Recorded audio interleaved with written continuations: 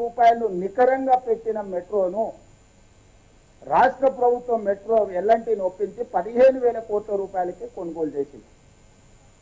ఈ రోజు మేము విస్తరించాలనుకుంటున్న మెట్రో హైదరాబాద్లో పర్ కిలోమీటర్ మీ రోజు కొత్తగా కట్టాలనుకుంటే కూడా 350 కోట్ల రూపాయలు అవుతుంది.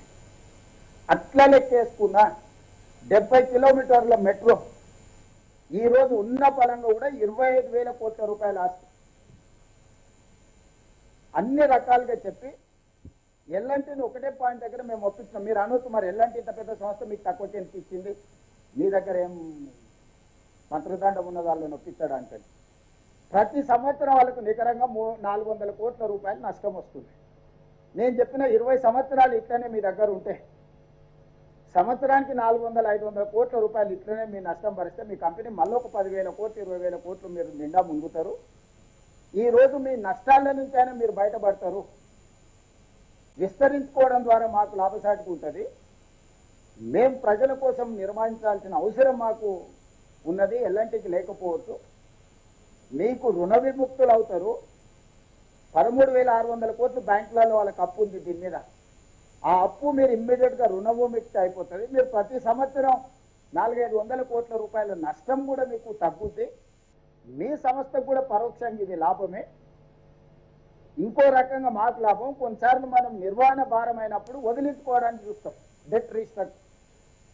ఈ 13,600 కోట్ల రూపాయలు వాళ్ళు 8.25% ద్వారా బ్యాంకులలో అప్పులు తెచ్చుకున్నారు. ఎల్ఎన్టీ వాళ్ళు మొత్తం 15,000 కోట్లలో 1,400 కోట్ల రూపాయలు ఈక్విటీ, 13,600 కోట్ల రూపాయలు బ్యాంకులలో రుణాలు. ఈ ప్రతి ట్రాన్సాక్షన్లో ప్రతి స్టేజ్లో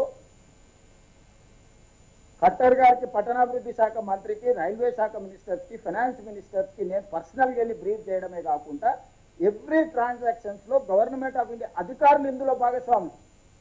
మాకు తెలియదు మీరు ఏం చేసిందని చెప్పడానికి కూడా వీల్లేదు. వీళ్ళతో ఒప్పందం అయిన తర్వాత మేము సంస్థలను సంప్రదించినాం అప్పులు తెచ్చుకోవడానికి. ఆ లోన్ బదిలీ సేమ్ 8.25% రేట్ ఆఫ్ ఇంట్రెస్ట్ తగిన మేము అప్పులు తెచ్చుకుంటే రాష్ట్ర ప్రభుత్వానికి కూడా సేమ్ ఇదే 500 కోట్ల రూపాయల నష్టం ఉంటుంది.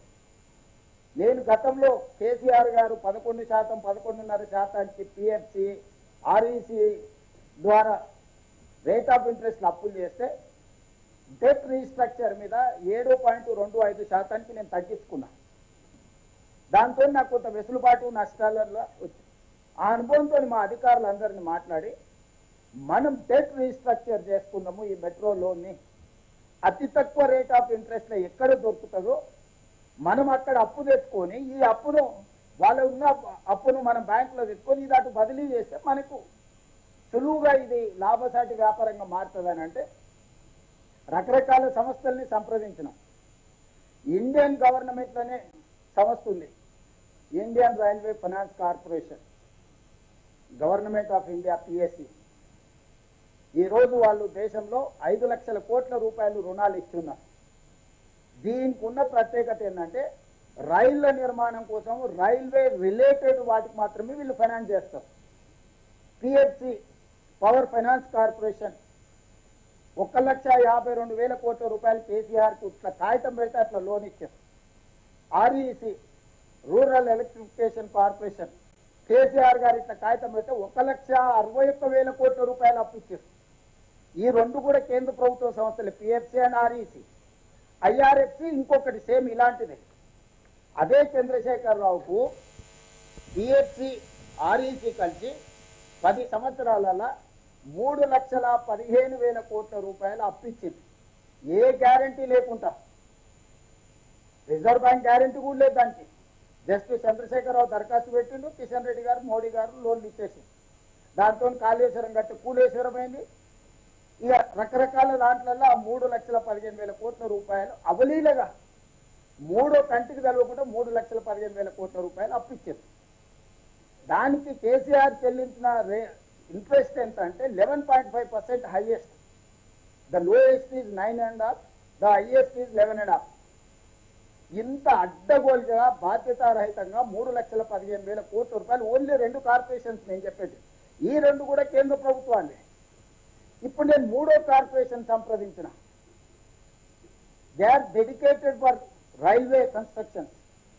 సో మెట్రో కూడా రైల్వే కిందకు వస్తుంది కాబట్టి దీని మీద మాకు లోన్ కావాలా, మేము టేక్ ఓవర్ చేస్తున్నాము, ఈ ప్రకారంగా మేము కొనుగోలు చేస్తున్నాం. మొత్తం మా ట్రాన్సాక్షన్ వాళ్ళు కన్సల్టెంట్ని పెట్టుకున్నారు, మేము కన్సల్టెంట్ని పెట్టుకున్నాం, అధికారులు ఉన్నారు, దాంట్లో గవర్నమెంట్ ఆఫ్ ఇండియా ఫైనాన్స్ అధికారులు ఉన్నారు, ఐఆర్ఎఫ్సి అధికారులు, మొత్తం ఇంటోటో కేంద్ర ప్రభుత్వం ఇంటోటో రాష్ట్ర ప్రభుత్వం కూర్చొని చర్చించుకొని 13,600 కోట్ల రూపాయలు ఏదైతే ఎల్ఎన్టీ అప్పు వివిధ బ్యాంకులలో 8.25% అప్పుతో ఉందో ఆ అప్పును రాష్ట్ర ప్రభుత్వము హైదరాబాద్ మెట్రో రైల్ లిమిటెడ్ పేరు మీద, కంపెనీ పేరు మీద కొనుగోలు చేసేటట్టు, దానికి అప్పించేటట్టు ఐఆర్ఎఫ్సిని ఒప్పించేసి టోటల్గా ఒప్పందాలు చేసుకొని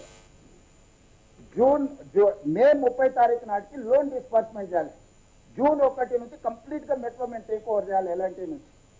మా సిఎస్ గారు అందరు పోయి అక్కడ చైర్మన్తో అందరితో కూర్చొని ఒప్పందాలు చేసి మీరు అందరు కూడా పేపర్లలో చూసి టోటల్గా ట్రాన్సాక్షన్ అంతా కంప్లీట్ అయిపోయింది.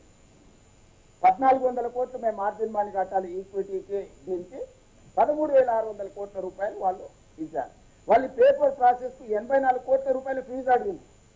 84 కోట్ల రూపాయలు ఫీజు చెల్లించినాము, 1,400 కోట్ల రూపాయలు మేము కట్టాల్సింది కట్టేసినాము. కరెక్ట్ ఈ టైంలో కిషన్ రెడ్డి వెళ్ళి 20 తారీఖు నాడు అసలు కట్టి ఇక్కడ మొదలైంది. ట్రాన్సాక్షన్ అంతా ఎవరికి ఇది లేకుండా 29 నాడు మా వాళ్ళు అన్ని పెట్టేసి కంప్లీట్ చేసి అయిపోయింది. మా వాళ్ళు సెలబ్రేషన్ కూడా చేసుకున్నాం. మా అధికారులు అందరూ మేము చాలా ఎఫర్ట్స్ పెట్టాం, చాలా ప్రెజర్లో ఉండే అయిపోయింది.